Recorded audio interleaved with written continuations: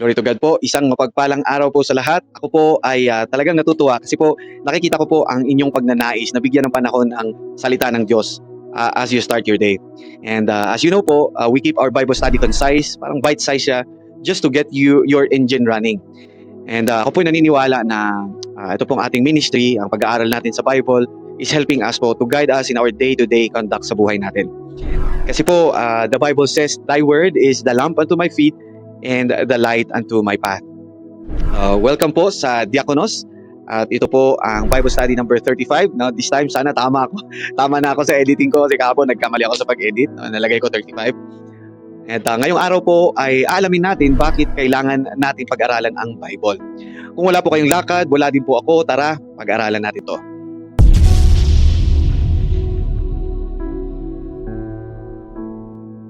Ang sabi po ng Romans chapter 10 verse 17, consequently, faith comes from hearing the message and the message is heard through the word about Christ.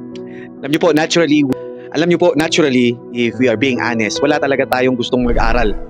O hindi talaga natin gustong mag-aral ng Bible. Ang gusto ng flesh natin yung ma-entertain tayo. Kahit tingnan niyo po yung history ng views nyo. You would notice na ang gusto natin yung mga controversial, anything na mag-entertain sa atin or anything that would tickle our imagination.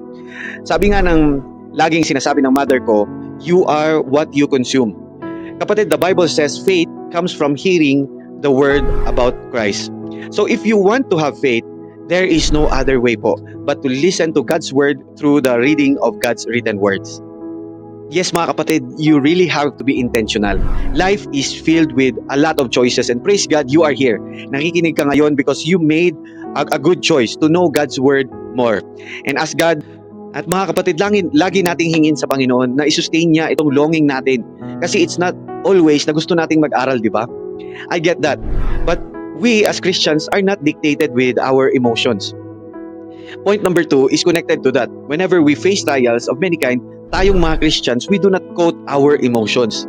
We say, for it is written. Naalala nyo si Jesus when he got tempted? He quotes the scriptures. Now, this is why we intake God's word. Kasi the Bible is telling us that the word of God is a weapon. Yan ang sabi ng Bible. For the word of God is alive and active, sharper than any double-edged sword. It penetrates even to the dividing soul and spirit, joints and marrow. It judges the thoughts and attitudes of the heart. Hebrews 4:12. It said alive and active, meaning in whatever scenario we are in, there is something in the Bible we can run to for guidance.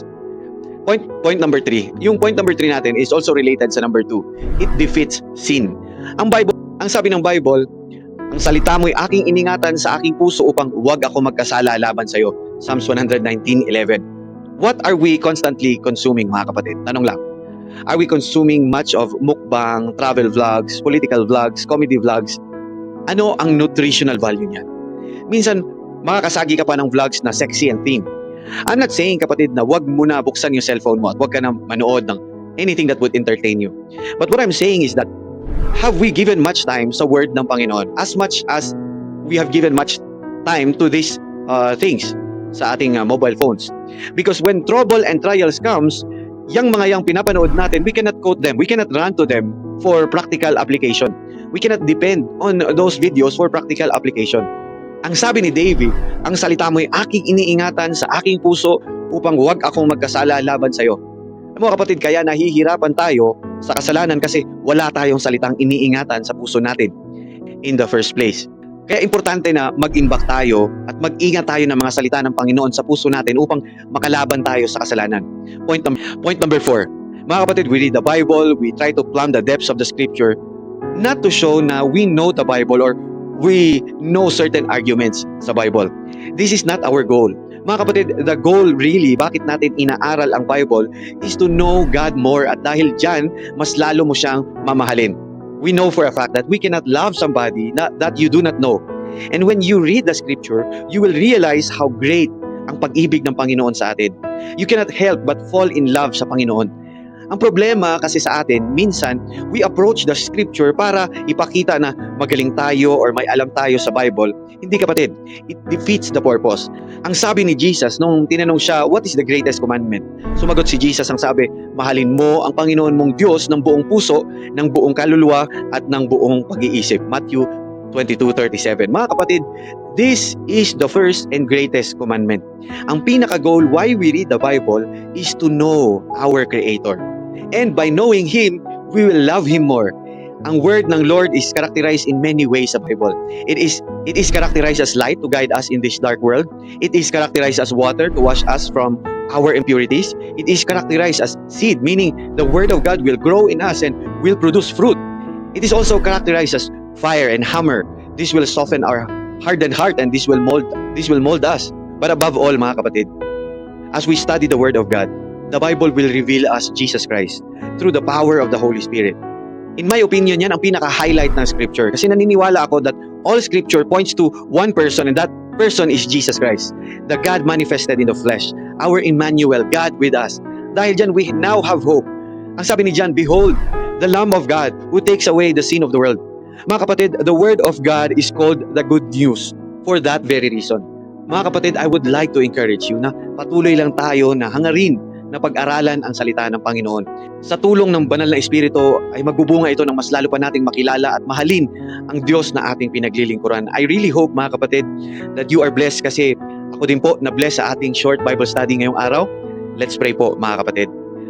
Heavenly Father, Lord, we praise and honor you. Lord, we thank you, Lord, sa araw na ito. Salamat sa iyong salita na nagbibigay liwanag at gabay sa aming mga buhay. Patuloy po kaming nauuhaw sa iyong karunungan at pag-ibig. Tulungan mo po kami na maging masigasig sa pag-aaral ng iyong mga salita upang, Lord, mas lalo pa naming makilala at mahalin ka. Lord, punuin niyo po kami ng inyong banal na Espiritu upang magbunga ang aming natututunan at maibahagi namin ito sa iba. Ito po ang aming dalangin sa pangalan ni Jesus na aming dakilang tagapagligtas. Amen. Mga kapatid, we are all sinners. As it says in Romans 3:23, for all have sinned and fall short of the glory of God. Pero mahal tayo ng Panginoon. He offers us the gift of eternal life through Christ Jesus. Sa Romans 6:23, it says, for the wages of sin is death, but the gift of God is eternal life in Christ Jesus our Lord. Jesus came to save us from our sins. At ang sabi din ng John 3:16, for God so loved the world that He gave His only Son, that whosoever believes in Him shall not perish but have eternal life. To receive this gift, we must believe in Jesus' life, death, burial, and resurrection. Repent of our sins and follow Him. If you haven't already, I urge you, mga kapatid, to make this decision today. Accept Jesus Christ as your Lord and Savior and begin your journey with Him. Kung gusto mo siyang tanggapin, you can talk to Him. You can pray on your own. Sabihin mo, Panginoong Jesus, inaamin ko na ako ay isang makasalanan. Kailangan ko ang iyong kapatawaran. Naniniwala ako na ikaw ay namatay para sa aking kasalanan at muling nabuhay. Binubuksan ko ang aking puso at tinatanggap kita bilang aking Panginoon at tagapagligtas. Tulungan mo akong mabuhay para sa iyo mula ngayon. Salamat po sa ngalan ni Jesus. Kung ginawa mo ang mga prayer na yon, ikaw ay isang bagong nilalang na. Iwanan mo na ang dati mong pamumuhay. Maghanap ka ng local Bible-believing church at magpa-disciple para mas makilala mo pa ang Diyos. Ayon sa Bible, ang pananampalataya ay dumarating sa pakikinig ng salita ng Diyos.